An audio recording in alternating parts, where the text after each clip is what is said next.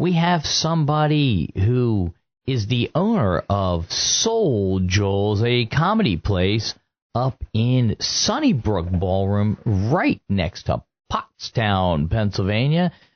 We got some theme music for him today, don't we? We do. Want me to cue that up? Cue up the theme music. We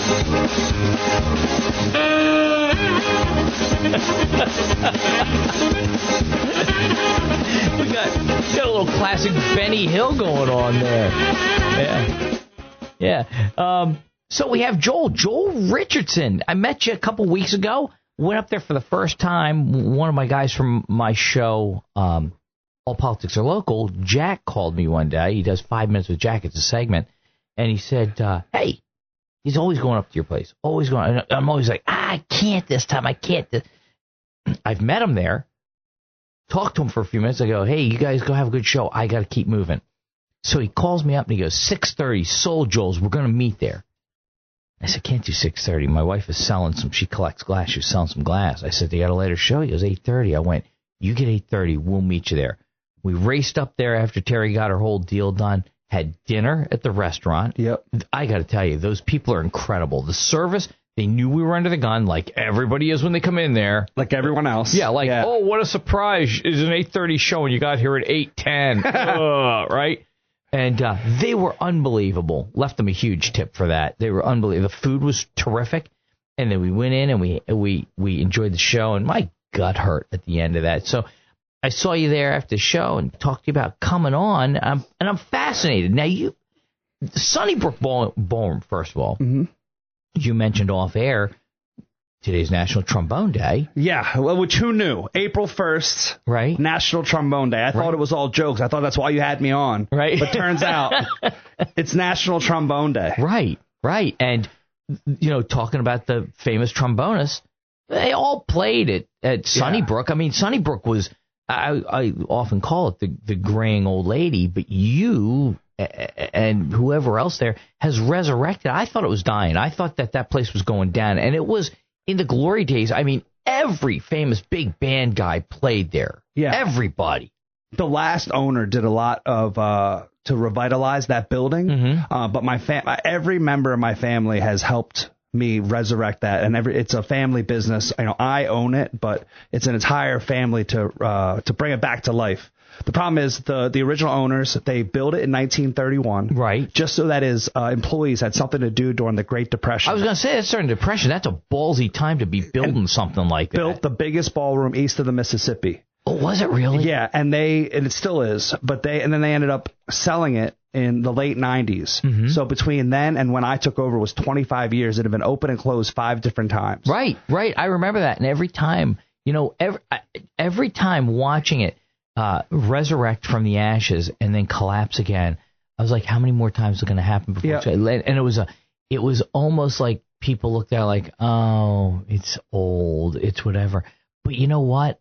I think a lot of people appreciate it, but you have to show that love. You have to go to it. It's got to be a gazinta machine, right? You got to put money into it, and it's got to come from somewhere. So everybody, you always have these things they close down, like the Tower Theater. Everybody's like, the Tower Theater closed down. Well, first of all, nobody put anything into that. Yeah. And two, you couldn't go to it anymore because it's become so dangerous down there. Those are not issues that you have at Sunnybrook because the money has been put into it. And it's in a very nice area. A nice area, and we have plenty of free parking. So we always say huge it's like parking lot. It's crazy, but we've had in 3 years since we took over, we've had people from 30 different states come there. We had a lady, she couldn't buy tickets because she's flying in from Australia, and that's not an April Fool's. Really? And I was like, yeah, because I've never had that issue where someone from Australia is trying to buy tickets on our website, but we're becoming a destination, and we started to have to advertise, we have free parking, because people don't mind, going into Philly, going to Atlantic City, driving an hour and a half, but they want to know they're going to be able to get parking. Right. And here you don't have to pay for it. Right. It's a huge parking lot, massive. Because 15 acres, Barry. I got to tell you, wow. Yeah, that's it's huge. Prime ground. Yeah. And that's the other danger to it, right? Is the fact, now you're kind of down a little bit on a floodplain, I think, with the creek there and all that. Yeah. And congratulations on getting the bridge fixed. Thanks, buddy. Bridges are not easy to fix anymore. No. They're very expensive. A tractor trailer looks like Little Red Riding Hood. Right. And a truck decided to go over it. Is that what it was? Oh, well, a lot of, delivery type and thing? then with me, it was UPS. Oh, yeah. It's like the coolest thing when you come into this. But that is prime ground, right? You're across from the Pottstown Hospital, and that's like people would look at that and go, "Oh, there's a lot of better uses for that." I didn't realize it was 15 acres. I guessed it was 5. Oh no, 15. Well, it goes back and each direction. Wow. Yeah, and it's a beautiful setting. Yep. It's an absolutely gorgeous setting for that. So, first of all, you've had this now 3 years. Yeah, we took over on October 31st, Halloween, 2022. My anniversary. I love Halloween. You got married on Halloween? In Vegas. I love Halloween. My wife You're and I a wild boy. Love Halloween. Just love Halloween. So, what inspires somebody to bite off? I mean, I would poop a brick taking on a project like that. Yeah, you need to be psychologically evaluated. Thank you. You beat me to it. Yeah. What made you and your family go, hey, let's like dump a ton of money into something that's failed 5 times in the last 2 decades? Yeah, well, so it goes back to my first open mic was in the back of a place that Sal Volcano from the Practical Jokers was running, and I watched them get that show on TV for 6 years. That was my first open mic, and I just felt like I needed to do it. So 3 years later, I decide to leave my day job. I got my MBA, my master's in business, and was working in pharmaceutical sales, making over $100,000 a year, and I decided to pursue comedy and comedy producing and put together shows full time. My family wanted to have, similar to what your question was, they wanted to have an intervention because they thought I was that crazy. How could you leave all the safety and a guaranteed paycheck, gas, car, insurance, everything. And now, fast forward 17 years later, and now every one of my family members is involved in the family business. But to your question, I don't know. It's been an evolution. Everything has evolved over time, and it wasn't just as simple as, oh, let me take this on. I opened up Soul Joel's November 1st, 2019. Oh God. Yeah. Oh God. Yeah, not knowing that the world's biggest pandemic was about to happen 4.5 months later. In that time, I went from being open 1 day a week to being open 5 days a week in that short span. And my dad, who's listening in, lives in China, said no white guy ever. He calls me up March 1st and goes, "You're about to get shut down. Not just you, everybody." And I go, well, there's no way. And I had employees, I had bills. I was like, no shows, no dough. I know so many businesses that were wiped out that had just started. Oh, yeah. Just wiped them off. Wiped them out. Of the map. Just gone. They have, and to this day, they have not psychologically or financially recovered from that. It's insane. And so I said to my dad, I'm like, what should I do? And he goes, well, start saving money. Start saving money. It's happening in 2 weeks. Right. Start saving money. I've got all this money out. Yeah, exactly. And then so I started 3 months later, we started doing outdoor socially distant shows right before, it was July 3rd, the day before 4th of July in 2020. And before you know it, I had Andrew Dice Clay, Nikki Glazer, all these big comics. You had Nikki Glazer there? Louis C.K., Dave Attell. Oh, my God. Anyone, all these big comics. And those comics were starving because they weren't able to do anything. Sitting at home doing nothing, Right, like Bill Maher, who has since kind of changed his political persuasion a little bit in the fact that in the states that were shut down, he wanted to do comedy tour stuff, and he couldn't do anything. He had to go to places like Tennessee, Texas, Florida. Yeah. And he had to reconstruct his views because he had to adapt in order to be able to make money. And in a case like yours, not only did you need people, those people needed you. There was a true symbiotic relationship here. Absolutely. But not only did our shows give people hope for the audience, it also gave the comics self-worth and remembering why they did it, because they're not just doing a Zoom show, which were just awful. They were horrible. Yeah. How do you do that with you're not able to get a response? Very, very, very hard. That's the rush of live, right? This is why people like Broadway is one thing, TV and movies are another.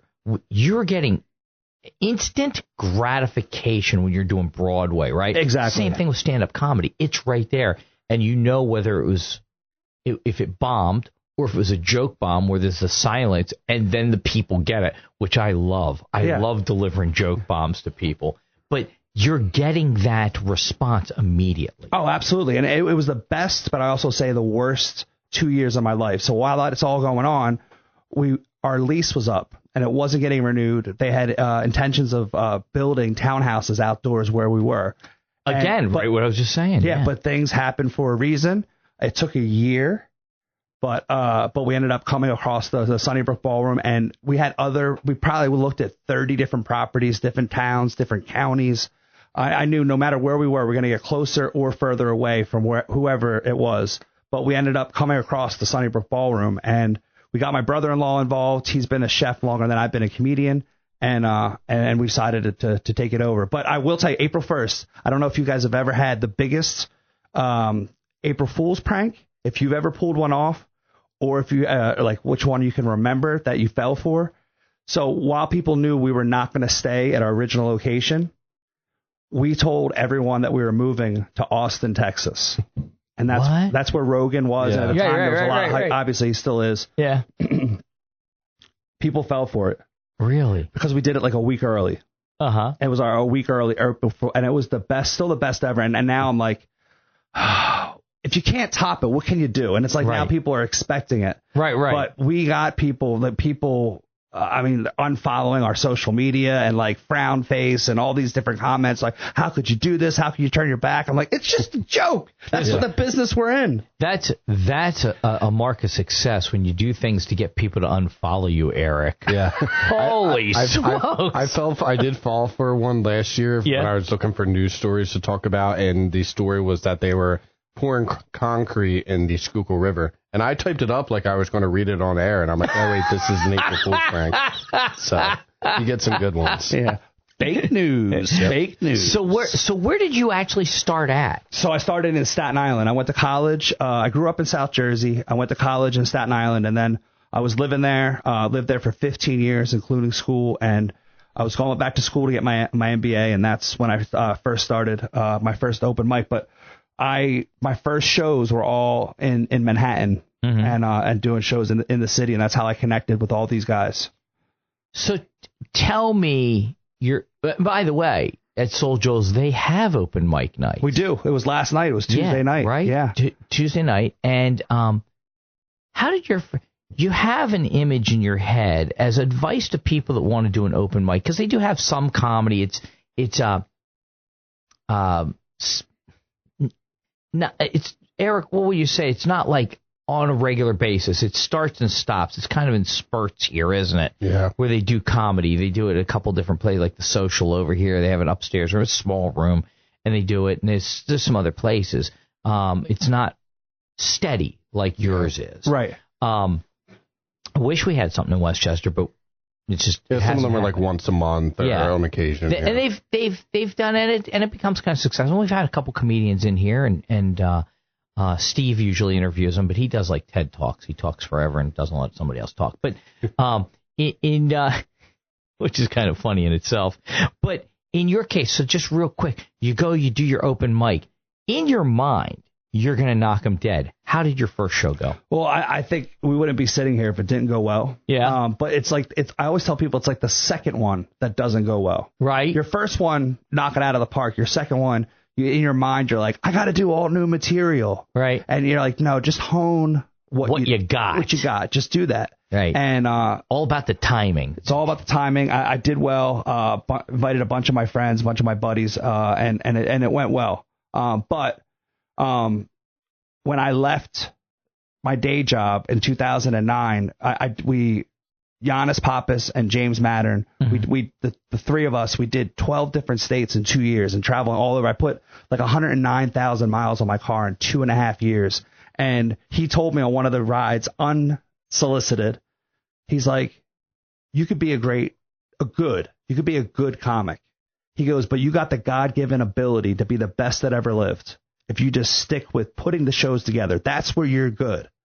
And I was like, it hurt. It hurt. And I was like, that's in my mind, not what I wanted to do, but it was a reality check. And I'm like, that's what I should be doing. And I realized I'm a big guy. I love to eat. That's how I'm going to be able to put food on my table and do it. Right. So I started focusing on that. And still be involved in the industry. Still be involved in the industry. Yeah. Which is crazy. Now, being all those comics that I was friends with, I put Pete Davidson on stage 3 weeks before his 16th birthday. It's from Staten Island. And they talked about me. Pete Davidson is Saturday Night Live? Saturday Night Live. Yeah. Was dating Kim Kardashian, Ariana Grande. Yeah. He's got quite the resume. But he has a new series on Netflix, and he talked about me with Dan Soder, another comic that I used to manage and travel with, and he was on Billions and a ton of other credits. But they talked about me, and like a guy, I used to drive a PT Cruiser. It was a Chevy HHR, but I'm not going to correct them. They talked about, hey, what a guy like that expect to pop out of a car that says Soul Joel. It's like, no, you would think it was going to be a black preacher with Jerry curls. Right. Be like, what's up? I'm Soul Joel, baby. You know, that's a funny thing. I want to get to you about that, but it's funny you say that because one, PT Cruiser. Yeah. Two, I needed a winter beater because a 6-point buck ran into the side of my 2002 T-Bird. Yikes. And I have my Mustang GT out back today, but I drive an HHR. Do you really? I do. I don't have it here today. It's maroon. Because no one would know what that is unless you drive it. Right. I bought it, and I call it my Down syndrome car. Oh, boy. Because the package isn't quite right. You know, there's something kind of not right about it, but it gives me nothing but love. Yeah. Right? Like every Down syndrome person I've ever met is the sweetest person in the world. And that's what the HHR is to me. Yeah. Because I bought it and I went, I don't know I'm buying this. It's kind of an oddball, weird package. And then I got in it and I went, oh my God, this thing just gives me nothing but love and dependability. I don't know what color yours is, but mine's white. And the comics used to say it looked like a loaf of bread driving down the road. That's exactly it. Mine's maroon. Yeah. Mine's maroon. And it's now, is yours a sedan delivery or does it have the rear windows? I had it blocked out. Okay, you blocked that, so it wasn't a panel truck though. Yeah, and I had it wrapped, so I had Soul Joel all over it. It was a driving advertisement. So where did that come from? The whole Soul Joels. Where did that come from? So it was from my high school. I played soccer and I used to dance every time I scored a goal, which wasn't very often, Barry. and all these guys were like, "Why are you always dancing, Soul Joel?" And it just rhymed, so it just kind of like stuck. Then when I started doing open mics, the host or MC for the night would say, "Hey, keep it going for your next comic, Joel Richards." And my last name is Richardson. Right. It's not hard, but it's long. So people would mess it up. I'm like, I have to differentiate myself between all these other white comics. So I'm like, I'm going to drop that and just go by Soul Joel. Right. And I got made fun of left and right, but I persevered, opened up my own company, Soul Joel Productions, bought souljoel.com, and just branded myself. So, when I was handing out flyers, apparently in different places, you mentioned all those states down south. We did Savannah, Georgia, and then went to Florida and Charleston, South Carolina. Well, I was handing out flyers for 3 days. I didn't get in trouble for day 3 because I had a black shirt that said Soul. They thought I was handing out Christian literature. Nice. Yeah, so I skated the system. That's the best. It's just because no one knew what that was. They were like, they just thought I was the Soul Man. That's hysterical. You know what? Why don't we jump to a commercial real quick, and then we'll come back with more with Joel Richardson. Soul Joel.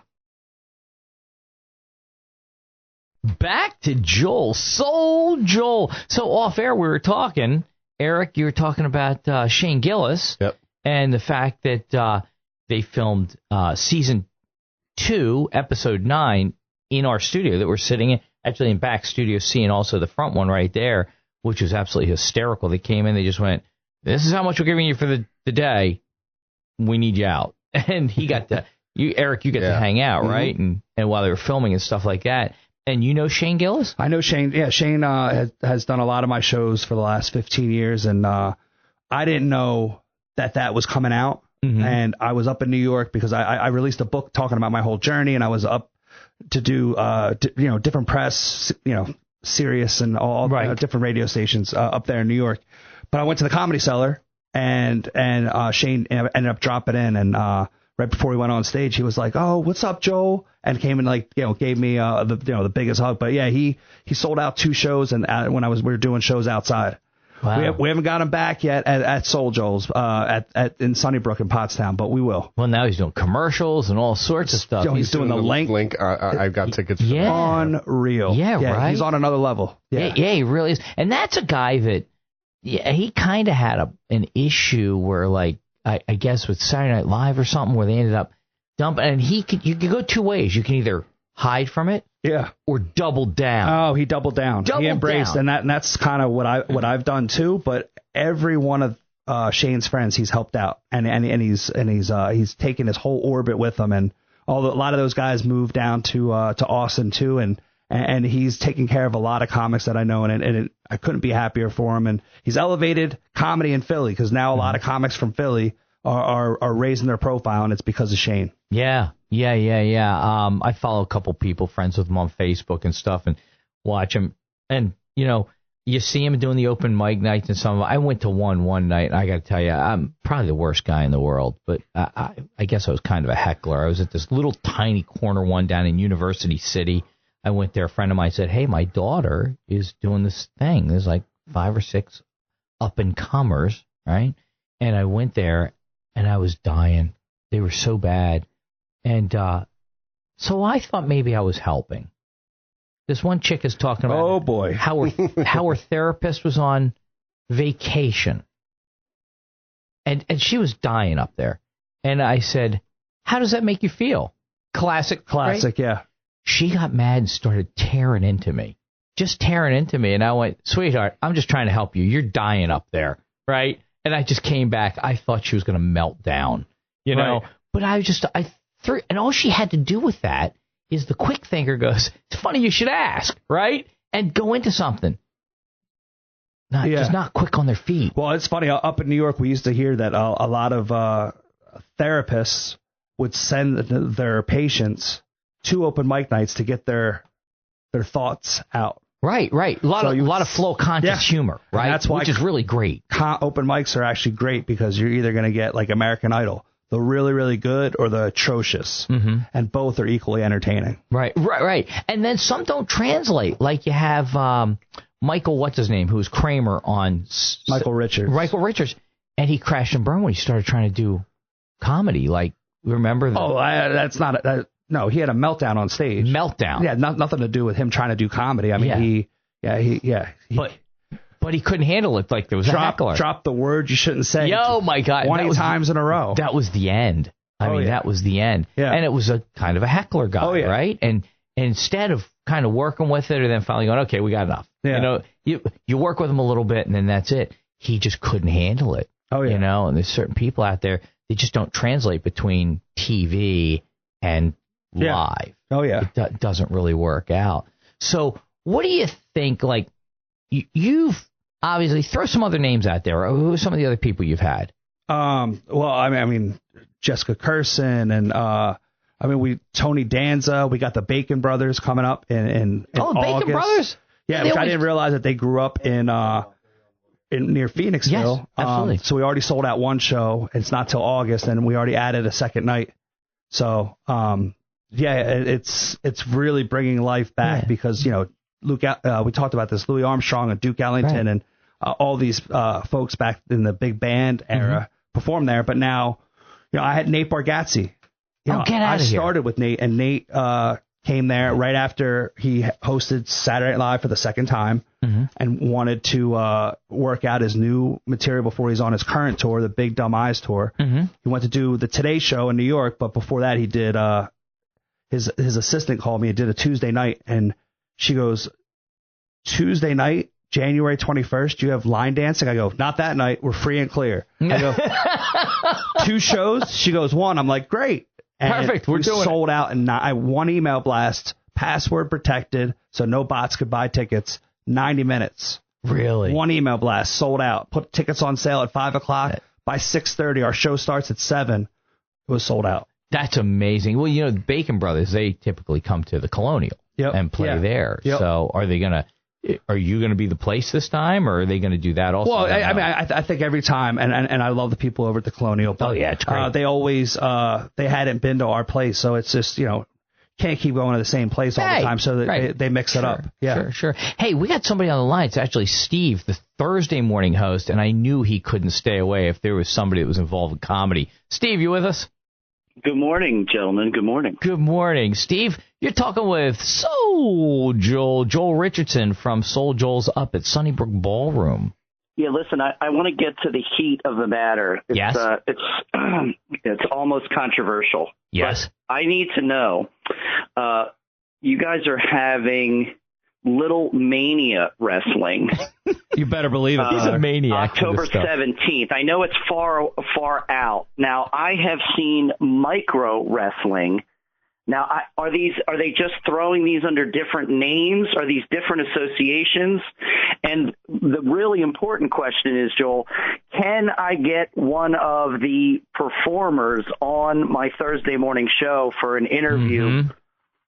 And could you make that happen? I'd really like to get behind the scenes on these elite athletes. Well, yeah, the tagline there is the littlest people invade the biggest ballroom. Right. They had 12. We did it January 2nd, which every place should be shut down and closed this year. We had 1,200 people in our ballroom. They sold out. Oh, my God. Yeah. They had more people than Nate. So Now, the way social media works, I have never seen a little person wrestling show, but I feel like I'm 55, Joel. I don't know how old you are, but like 45.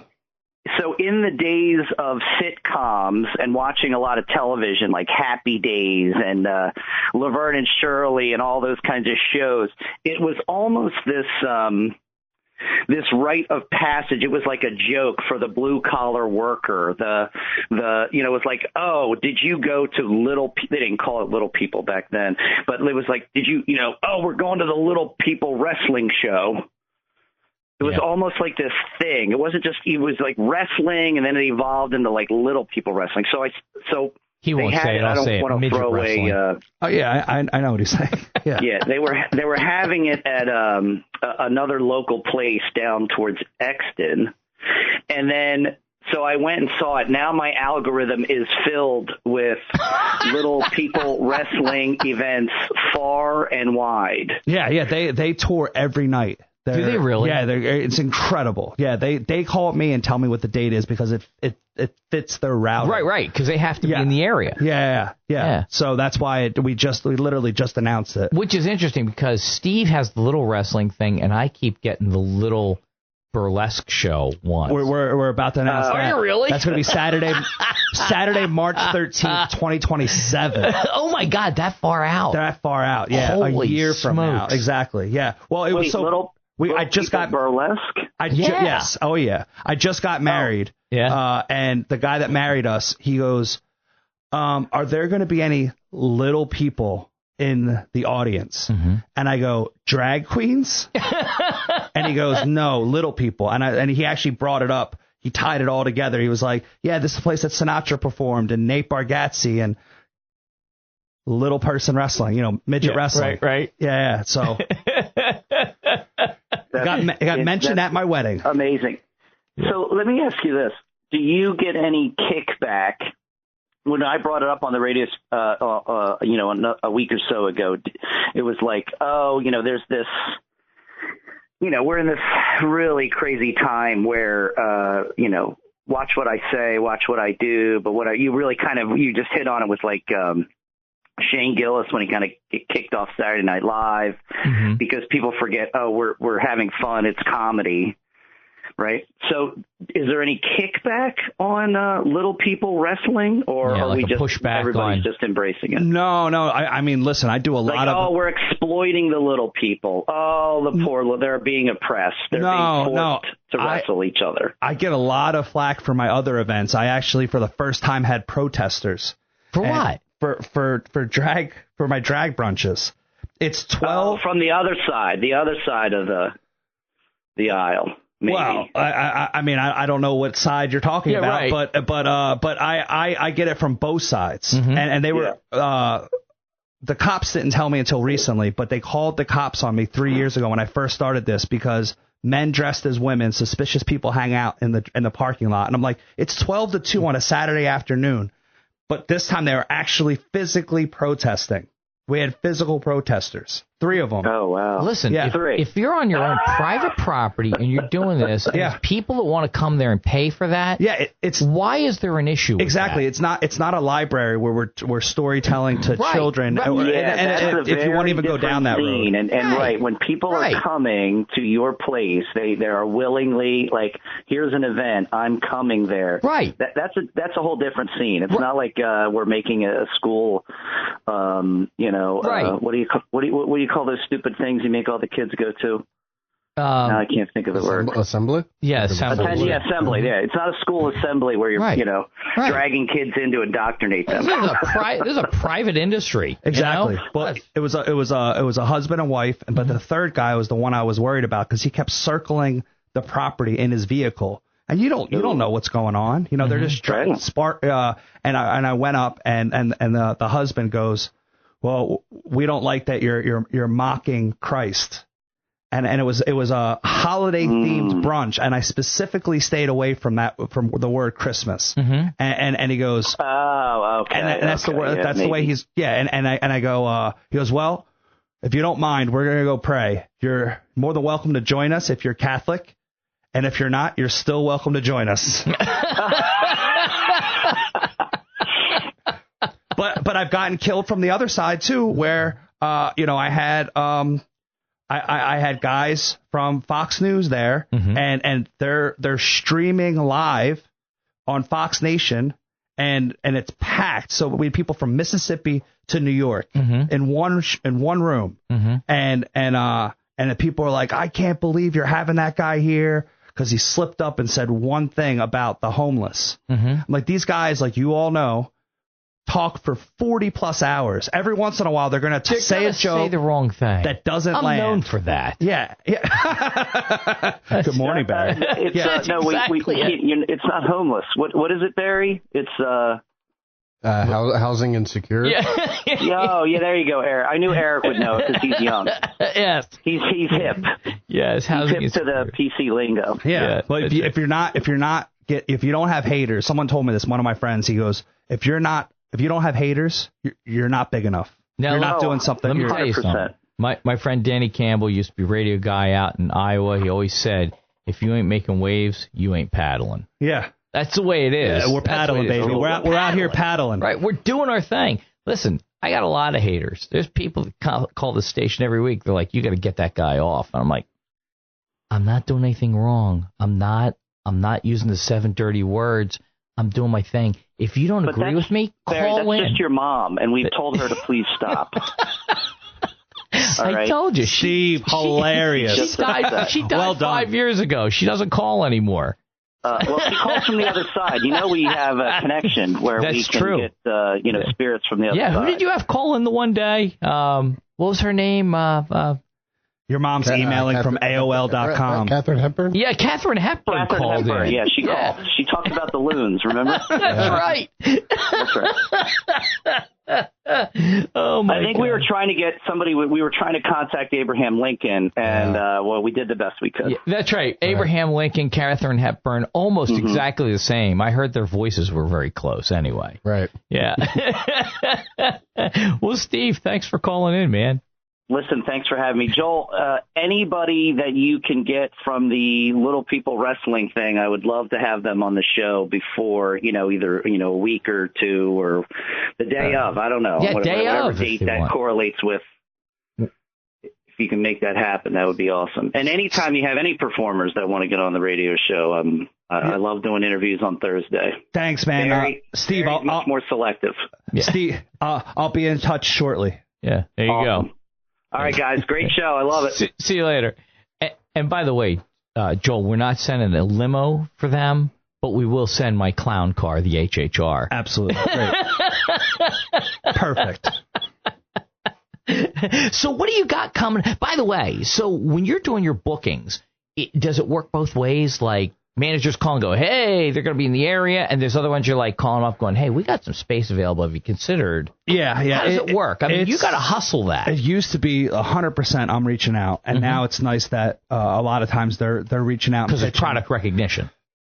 Exactly, and that's the way it works with any business. It's like, now that you have a little bit of clout and cachet and people know about your place, they want to know that they're going and their fans come out, that it's going to be a good space. You have the right acoustics and lighting and everything, the small things. Not much. You just need enough. That's right. But now they're reaching out and like we talked about routing and everything, and if it makes sense, they hit me up. Right. Yeah, because it has to be, it has to work, because I'm involved in some of that type of thing.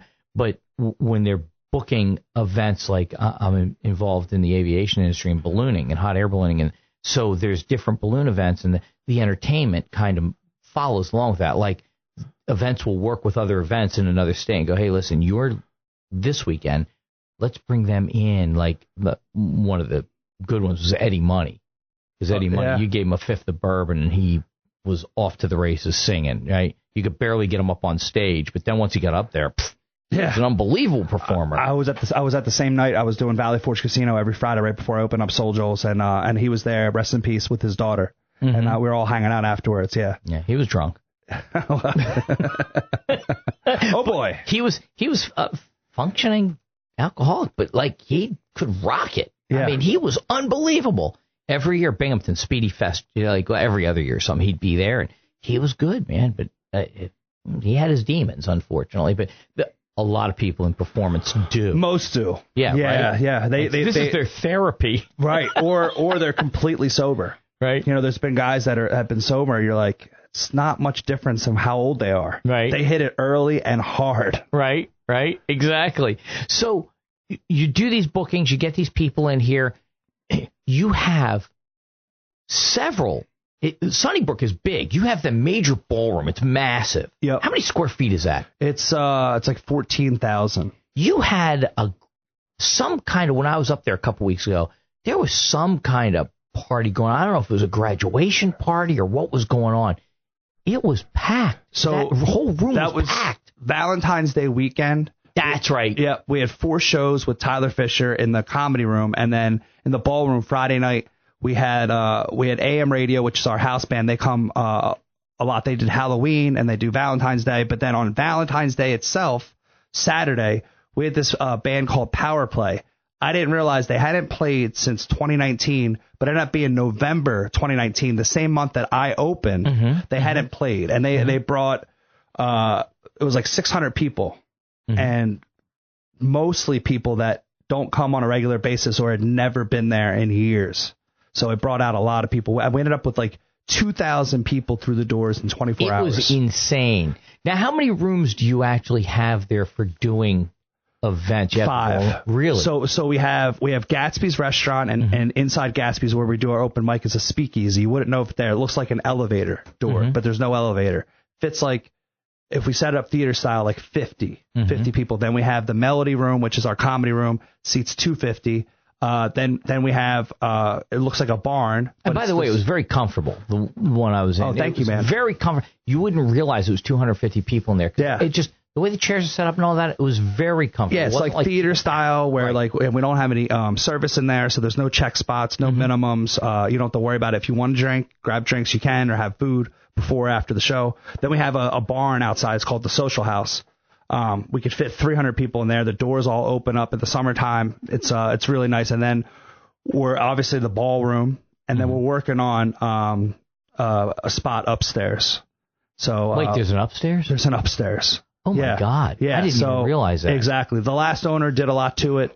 We just have to finish it, and to be ADA compliant, we have to have an elevator. So we're working on all that stuff. That is some serious chunk of change to get the elevators. Yep. I have a question. I know you were going to get to some of the upcoming events, but you've had a lot of great comics there, but are there any like bucket lists, like any that you would love to have there that maybe you haven't in the past? I want to get Louis back, man, because so he produced a special with Robert Kelly called Killbox, and that's how we designed the room, the comedy room. And it's the stage is in the middle, and then we have comedy. The fans are all around, so that people can hear the laughter. The comics can hear the laughter from all directions. And I want to have Louis back just to show it to him. But he was at our original location 4 times during the pandemic. The first 2 were unannounced. The second 2 were only on our email list, and he sold 400 tickets in 45 minutes. Wow. Yeah. Let's talk about that. That's interesting. That's a bucket list, right? To have him. Ticket prices. Yeah. What are your ticket prices? Normally it's $20 and $30. If you want the closest 50 seats around the stage, it's 50. 50 of those tickets are $30, and the rest are $20. And listen, I don't want to be a spoiler on this, but there's not a bad seat in the room. No, there's not. If you want to be up front, I mean, God bless you. I was 3 rows back, and like you could almost reach out and touch the guy. Yeah, and that's the cachet of being there. It's like you get to see all these big names. And, right. You know. And let's do the math on this. It costs what to go to the movies now? $15, $16, $17? Yeah. And it's a movie. It's a production. Yeah. I don't know how long my guy spoke, Tyler. It was probably an hour and 15, an hour and 20, almost the same amount as a movie. And this guy's right there, and he's interacting with the audience. The whole time, yeah. And it's a rush, man. It's hysterical. So, I mean, you can't, for the bang for the buck, you can't beat it. Exactly, and there's not we want people to do that, not pay for parking, not have minimums, and they can spend to really control what they want. Mm-hmm. The only thing that we ask is that they buy a ticket, you know. And my brother-in-law runs the restaurant. There's not a microwave in the kitchen.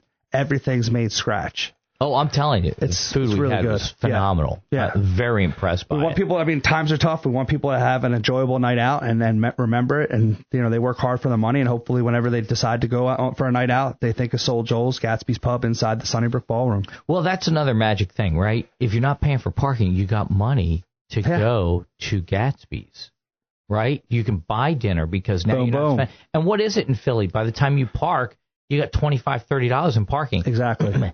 And your restaurant menu, my friend, was very easy to swallow. It's not expensive. No, not at all. And I've worked my way through the menu. Yeah, have you really? Oh, buddy. I think Princess got the French fries, the poutine thing. Oh my God, my mouth's watering. Oh, it's unbelievable. I'm not gonna have it for breakfast, but I wish I was eating them right now. The shaved beef and the gravy and all that. Oh my God, it's not a little heavy on me, but it was well worth it. Well worth it. I mean.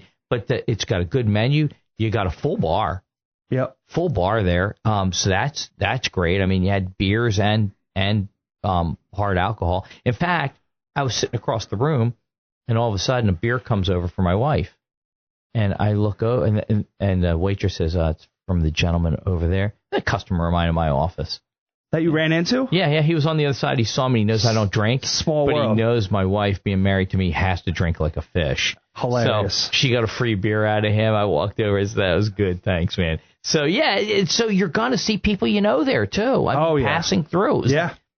First time there for me to actually go to a comedy show, and there's somebody I knew. And then you end up running into people, yeah. So, like, is like a Jay Leno ever, you think somebody like him is in the future, that he'd actually come there? Because I saw him in the round at, you remember Valley Forge Music Fair? Yeah, and that's where I started doing shows in the area, was the Valley Forge Casino. Now it used to be the convention center, Right. Well, the Valley Forge Music Fair was where the Barnes & Noble is now. Oh, and then they went to the... and then they went over to the actual casino area. Mm-hmm. But it started out as literal tents back in the 60s, and then they built the building, and then, again, the real estate became too valuable. I mean, I saw Gordon Lightfoot there. I saw a bunch of different things. It was a great place, but it just didn't pay anymore, and they knocked it down, and Barnes & Noble went there. And I saw Jay Leno there. He's always does a great show, but, you know, again, they got to be on the circuit at the time to. We got the Murr from Practical Jokers coming in June. Next week we have Joe Gatto coming for the first time. Mm-hmm. Already sold out Friday and Saturday. We had to add 2 shows Sunday. Mm-hmm. D.L. Hughley, one of the original kings of comedy. Kevin Nealon from Saturday Night Live and Weeds. Right. He's coming. I don't know how to say his last name, but it's his name is Jay Shakar, I think he's the Indian dude from Super Troopers. Oh, right. I don't know how to say his last name, but but he's coming in July. Super Troopers. So Adam Carolla. Adam Carolla's always good. Yeah, he's coming for the 3rd time. So lot of good acts coming. Yeah. So we're going to have to get to the news soon. We got like a minute. Yep. So let's get the drop on this thing. Let's do emails, contact, location, go. Yeah. SoulJoels.com for tickets. You can go with Soul Joels on Instagram or Facebook, and then you can subscribe to our email blast. We go out twice a week, and basically Tuesday through Saturday and sometimes Sunday we have Easter brunch this Sunday. We have events going on, line dancing, and everything. It's a lot of fun. It is an entertainment complex, and it's a beautiful, stately building. It ain't something modern. It is modernized, but it takes you back in time when you come to it. Oh, yeah. We were at, real quick, we were at NBC in Philadelphia, and we had Michael Winslow, the guy from Police Academy, makes all the noises. Right. And she gets off, and he tells the lady, he goes, "Oh, this is Soul Joel." And she goes, "Oh, stop. Don't you do line dancing on Tuesday?" And I go, "Michael, I know you've been on TV and all this, you're worldwide famous." I go, "But around the Philadelphia area, I'm known for line dancing on Tuesdays." That's awesome. Joel, I cannot tell you how much I appreciate it. Send some comedians down this way. We'll interview them. We'll get them on the air. Push the place here. We just don't have that. Intermittently, we have it in Westchester.